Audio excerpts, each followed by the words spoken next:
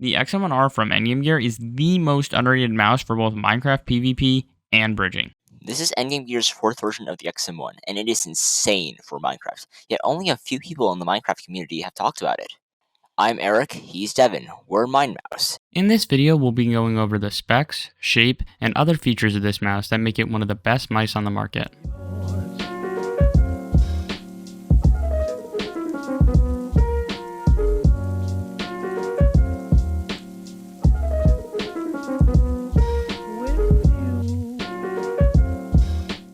The XM1R is a lightweight, medium-sized symmetrical mouse. It uses a Pixar 3370 sensor, which goes up to 19,000 dpi.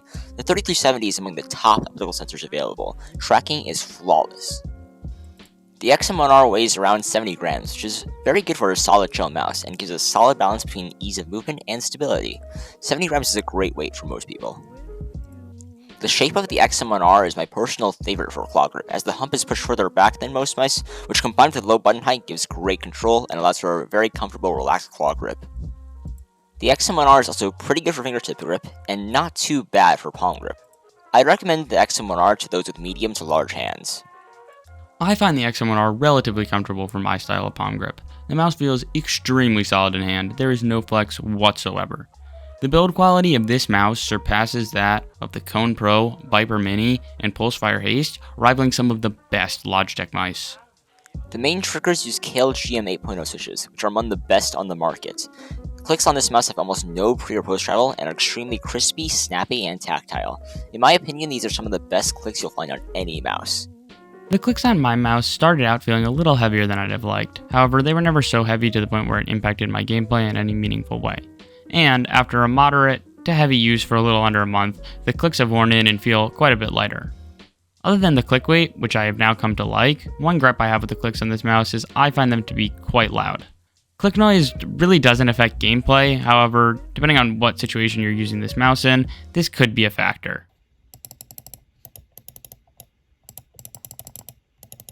The side buttons on this mouse are pretty good. There isn't too much pre or post travel, and they feel pretty tactile. However, at least on my copy, the front and the back side buttons have completely different feels, with the back feeling significantly more hollow than the front.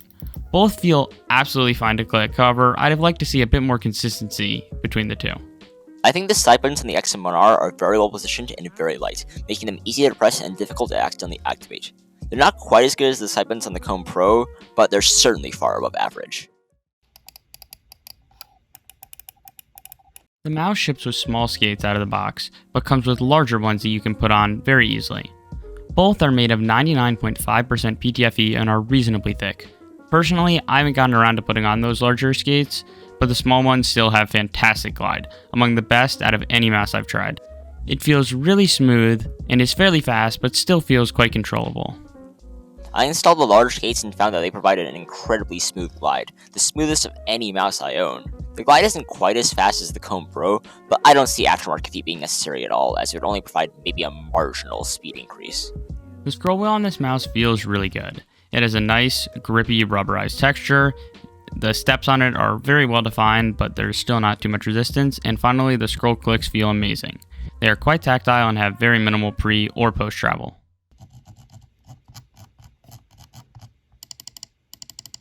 The XM1R has the best cable you'll find on a gaming mouse, period.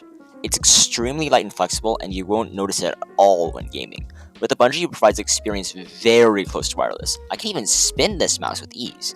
There is no need for an aftermarket paracord, as this cable matches one in quality.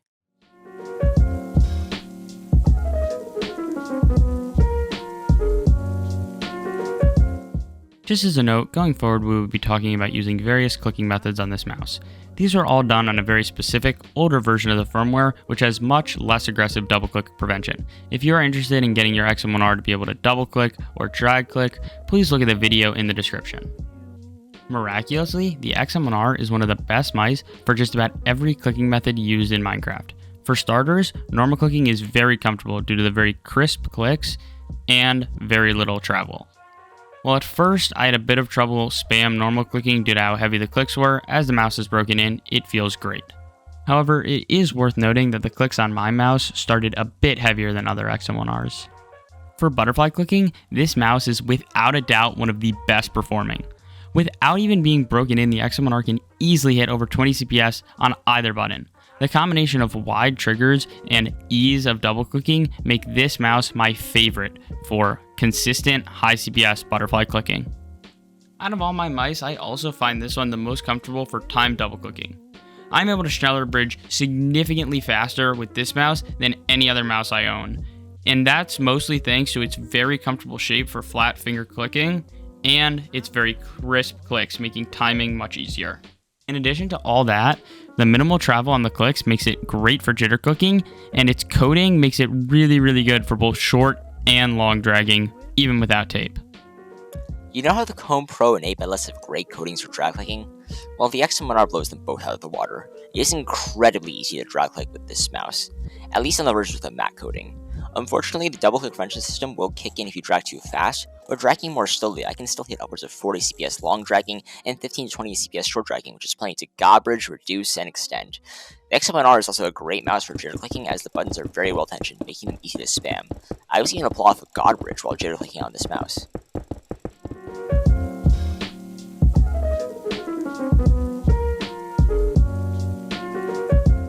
The XM1R is an amazing mouse, especially for PvP. It is superb for butterfly, jitter, and normal clicking, and has a great shape and weight for aim. This mouse replaced the Pulsefire Haste as my main, and is my personal favorite for PvP. For bridging, I don't know of any other mouse that I've used that could top the XM1R. Whether you're using short dragging, long dragging, time double, or even triple clicking, butterflying, or jitter clicking to bridge, this mouse does it all, and does all of them extremely well. This might very well be the single best bridging mouse on the market. On top of all that, it's fantastic for PvP due to its comfortable shape and being very good for all types of PvP clicking methods. I used to think that the Kailh Pro is the best mouse for bridging, but in my eyes, this mouse is leaps and bounds ahead of that. And the only reason I would think that you could say you could get the Kailh Pro over this is if you really need a mouse for exclusively insanely high CPS drag clicking. I think the somewhat inconsistent faster drag clicks will likely hamper the XM1R for the most advanced bridging methods, such as speed tallying. But for the vast majority of players, this mouse is more than adequate. I personally think that rather than searching for a mouse with the highest possible CPS, you should first look for a mouse that you aim and play well with. Now, all that's left is the question of value. At around $70 after factoring in shipping, this mouse starts to get close to the price range of wireless mice. However, I think this mouse is certainly worth spending the extra 10 or 20 bucks over some other good wired mice. The better build quality alone over some of those other ones, I think makes this higher price tag justified. That, in addition to superb performance in many areas of Minecraft, make this mouse more than worth it in my eyes, assuming you have the money to spend. From the shape to the clicks, cable, and build quality, in my opinion, no other wired mouse quite reaches the quality of the XM1R. To me, those features make this mouse one of the best value purchases, even at $70. Endgame Gear shows no signs of stopping at just this version of their original XM1. The XM1R wireless is scheduled for release within the next 2 months and is slated to have improved side and scroll buttons, decreased weight, and a dual-core processor for lowering latency and improving battery life. Endgame Gear also plans on releasing the XM1 Mini for those with smaller hands in the third quarter of 2022. If you made it this far, thank you for watching. And if you'd like to see more from us, you should consider dropping a like and subscribing, as we will be making a ton more mouse reviews in the future. Next up will be a mouse review on the Ninjutsu Katana Superlight, which may be the drag-clicking G Pro Superlight killer. That's all for now. See you around.